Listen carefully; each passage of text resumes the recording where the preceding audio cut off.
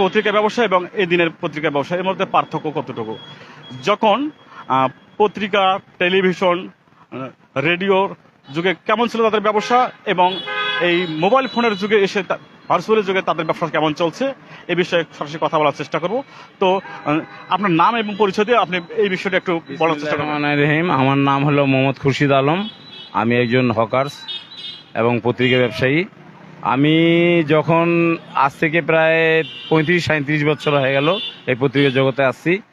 যখন আমি রেডিও এবং টেলিভিশনে যখন আমি দেখছিলাম যে আরও কোনো মাধ্যম নাই, তখন পত্রিকা কিন্তু খুব চাহিদা ছিল। পত্রিকা আমরা মাত্র 9 জন হকার ছিলাম রংপুরে, এবং ওই 9 জনের মধ্যে আমি একজন। তার মধ্যে আমরা পত্রিকা বিলি করতাম। তখন পত্রিকা একদিন 2 দিন পরের দিন করে আসতো ট্রেনে করে।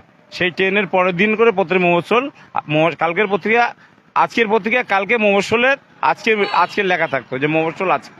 তো ওই হিসাবে আমরা পত্রিকা বিলি বন্টন করছি, বিক্রি করছি। তখন আমরা অনেক ভালো ব্যবসা করছি। কিন্তু অনলাইন পত্রিকা আসার পরে, অনলাইন যখন আসছে, যখন পর্যন্ত আপনার আছে আপনার মোবাইল যখন আসছে, তখন মোবাইল থেকে অনলাইন যখন আসছে, তখন থেকে পত্রিকা আমাদের বেচা বিক্রি বন্ধ হয়ে গেছে। অনেক ক্ষেত্রে মানুষ পত্রিকা পড়তে চায় না।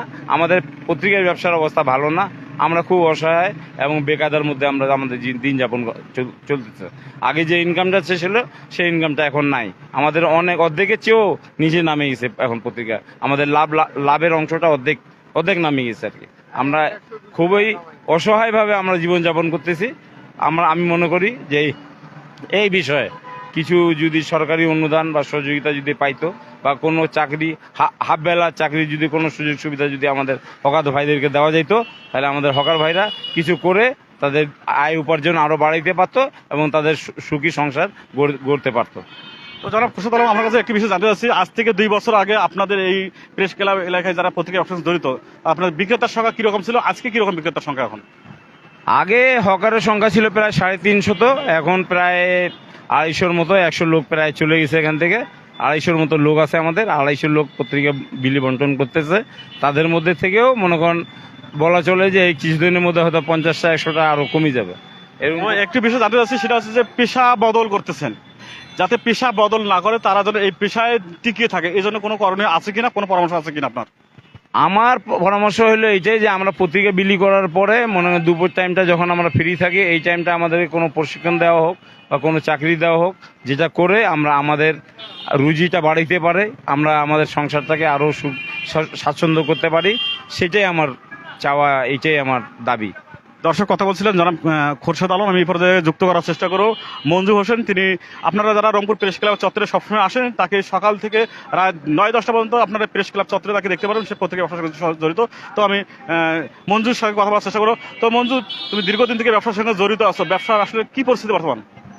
আগে সে তো পত্রিকা মাঝে তো চলছিল, যখন গন্ডগোল ছিল তখন চলছিল। ইদানিং পত্রিকা অনেকে পড়ে না, অনলাইন হয়েছে, পত্রিকার মালিকরা অনলাইন বাড়ি করছে, তারা তাদের স্বার্থ নিয়ে ব্যস্ত, আমাদের স্বার্থ দিক দেখে না।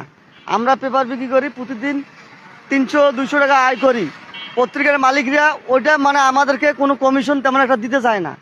আমরা পত্রিকা বিক্রি করি, তারা আমাদের সংসার চলতেছে না।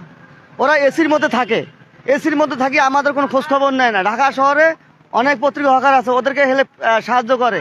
আমাদের রংপুর শহরে এত হকার, আমরা পেপার বিক্রি করি, আমাদেরকে ওরা কোনো হেল্প করে না। ওরা অন্য কাজ নিয়ে ব্যস্ত থাকে, যারা পাঠক নিয়ে ব্যস্ত থাকে না, পাঠক নিয়ে ব্যস্ত থাকে। আমরা যারা পেপার বিক্রি করি আমাদেরকে নিয়ে ব্যস্ত থাকে না। ওরা এসির মধ্যে থাকিয়া বাড়ি যায় ঘুমায়, আমাদের কথা চিন্তাও করে না একদিন যে আমরা কি খাচ্ছি না খাচ্ছি। আমরা খালি পত্রিকা বিক্রি করে যাচ্ছি আর ওদেরকে টাকা দিচ্ছি। ওরা সরকারকে এইটা দেয় ওইটা দেয়, আমাদেরকে যারা পেপার বিক্রি করে তাদেরকে কিছুই দেয় না।